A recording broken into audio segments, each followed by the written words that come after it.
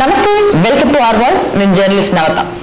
రెచ్చగొట్టేది వారే, దాడులు చేసేది వారే, మారణ హోమం సృష్టించేది వారే, మైనారిటీ కార్డు చూపించి బాధితులమని చెప్పుకునేది వారే, అవకాశాన్ని బట్టి రాజ్యాంగాన్ని తమ దాకా వస్తే మతాన్ని ఉపయోగించుకుంటున్న ముస్లింలు చేస్తున్న అరాచకాలకు అంతే లేకుండా పోతుంది. 15 నిమిషాల సమయం ఇస్తే హిందువులను ఊచకోతకొస్తామని ప్రకటించిన యోగి మోదీ దిగిపోయాక భారత్ లో హిందువులను కాపాడేది ఎవరని ప్రశ్నించినా ఇక్కడి ముస్లింలకే చెల్లింది అని చెప్పడంలో ఎలాంటి అతిశయోక్తి లేదు. ఇక్కడ అందరి ముస్లింస్ గురించి మాట్లాడట్లేదు. ప్రతి ఒక్కరు గుర్తించి గమనించాల్సిన విషయం అయితే ఏంటి అంటే, ఎవరైతే దేశహితం కోరుకోవట్లేదో, ఎవరైతే ఇలాంటి మాటలు మాట్లాడుతున్నారో అలాంటి వారికి మాత్రమే ఈ డైలాగులు వర్తిస్తాయి. ఇవే డైలాగులు హిందువుల నుంచి వస్తే అతడికి చట్ట ప్రకారం శిక్ష పడుతుంది. ఏమి అని అంటే, యోగి మోదీ లేకపోతే 15 నిమిషాల్లో ఏం చేస్తామో తెలుసా అని. అలాగే ఎవరైనా హిందూ అన్య మతాలకు సంబంధించి ఏదైనా మాట్లాడారో అనుకో, వెంటనే చట్ట ప్రకారం శిక్ష పడుతుంది. కానీ మిగిలిన వాటిలో అది జరగదు. ఇస్లాం ప్రకారం పత్వా కూడా జారీ అవుతుంది. ఏదో ఒక రోజు ఈ భూమిపై వాడికి నూకలు చెల్లిపోతాయనడంలో ఎలాంటి సందేహము లేదు. అవునో కాదో అందరికీ తెలిసిందే. సరే, తాను ముస్లిం అని తనను కౌగులించుకుంటారా అంటూ సోషల్ మీడియాలో కొందరు ముస్లింలు చేసిన వీడియోలు చాలానే కనిపిస్తుంటాయి. ఏదో దేశంలో వారి అరాచకాలతో ప్రపంచవ్యాప్తంగా ముస్లింలకు చెడ్డ పేరు రావడంతో దాన్ని కప్పిపుచ్చుకునేందుకు నష్ట నివారణ చర్యల్లో భాగంగా ఇలాంటి ప్రయత్నాలు చేస్తుంటారు. ఆ సమయంలో ఇలాంటి వీడియోలు మన స్మార్ట్ ఫోన్లను ముంచెత్తుతాయి. ముస్లింల హింస వల్లే ఆయా దేశాల్లో అక్కడ మెజారిటీ ప్రజలు ఏకంగా ప్రాణాలు సైతం కోల్పోతుంటారు. కానీ వెంటనే తాము మంచివాళ్ళమని, శాంతి కామకులమంటూ అదే లెవెల్లో ప్రచారం చేసుకుంటారు. ఉదాహరణకు బంగ్లాదేశ్ లో ఊచకోత మైనారిటీల మీద తప్పు ఎవరు చేశారు? ఆ ఉద్యమం ఎక్కడ స్టార్ట్ అయింది? ఆ ఉద్యమానికి హిందువులు బాధితులు ఎలా అవుతారు? హిందూ ఆలయాలు బాధితులు ఎలా అవుతాయి?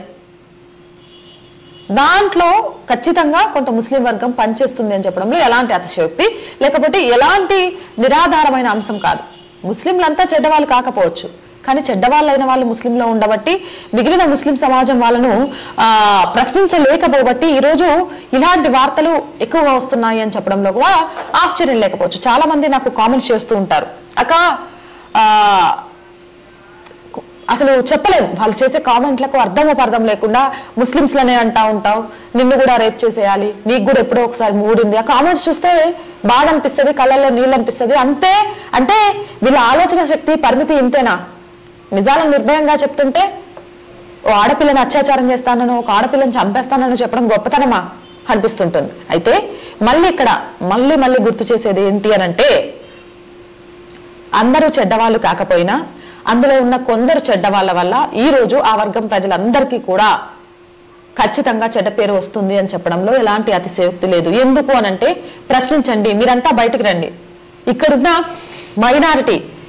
మైనారిటీ వర్గాలకు సంబంధించిన నాయకులు అసదుద్దీన్ ఓవైసీ నుంచి మొదలు పెడితే ఒక సామాన్య నాయకుడి వరకు కూడా బంగ్లాదేశ్ లో హిందువుల మీద జరుగుతున్న ఊచకోత గురించి ఎందుకు మాట్లాడరు?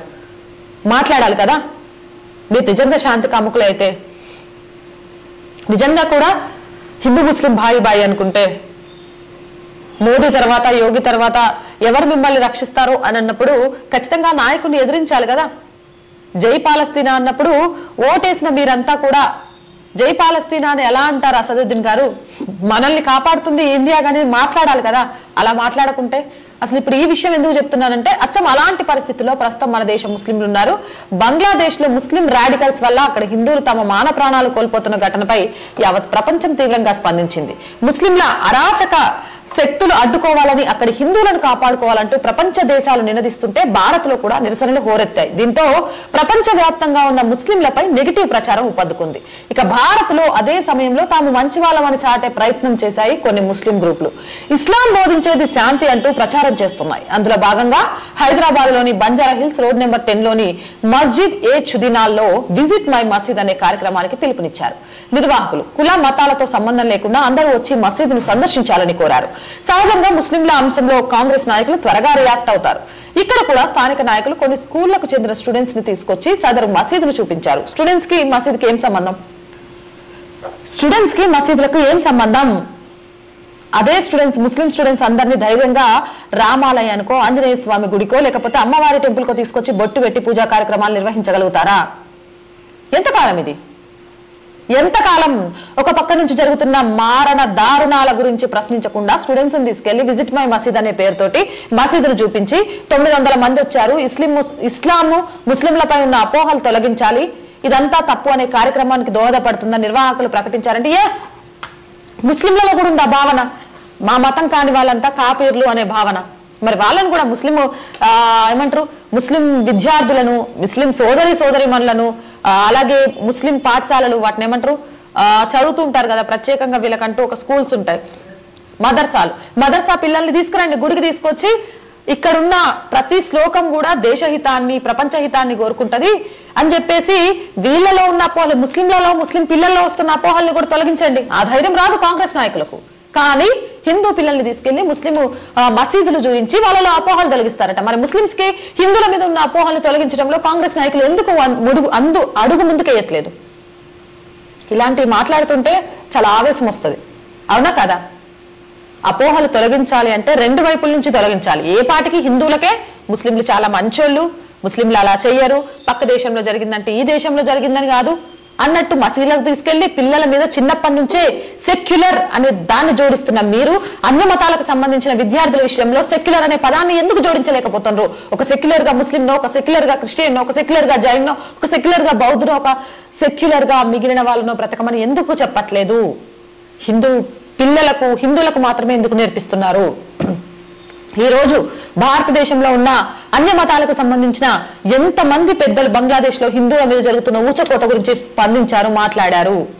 వీటి గురించి నోరు రాని మీకు ముస్లింల సంబంధించిన మసీదుకు తీసుకెళ్లి కార్యక్రమాన్ని నిర్వహించడానికి పిల్లల్ని కూడా తీసుకెళ్లారు అని అంటే ఎటువైపు మీ అడుగులు పడుతున్నాయి? ఓటు బ్యాంకు రాజకీయాల కోసం.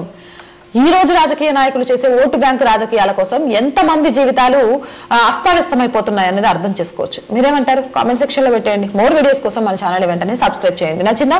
లైక్ చేయండి, షేర్ చేయండి, సపోర్ట్ చేయండి. అండ్ వీడియో చూస్తున్న ప్రతి ఒక్కరికి కూడా మన ఛానల్ ద్వారా సనాతన ధర్మాన్ని, దేశహితాన్ని, జాతీయవాదాన్ని ప్రజల్లోకి తీసుకెళ్తున్నాం అని మీకు నమ్మకం కలిగితే ప్లీజ్ ఆర్థికంగా సపోర్ట్ చేయండి. ఆర్థికంగా సపోర్ట్ చేయాలి అనుకునే వాళ్ళు సబ్స్క్రిప్షన్ పక్కనే జాయిన్ అనే బటన్ ఉంది. 1 to 5 లెవెల్స్ ఉంటాయి. ఏదో ఒక లెవెల్లో సపోర్ట్ చేయండి.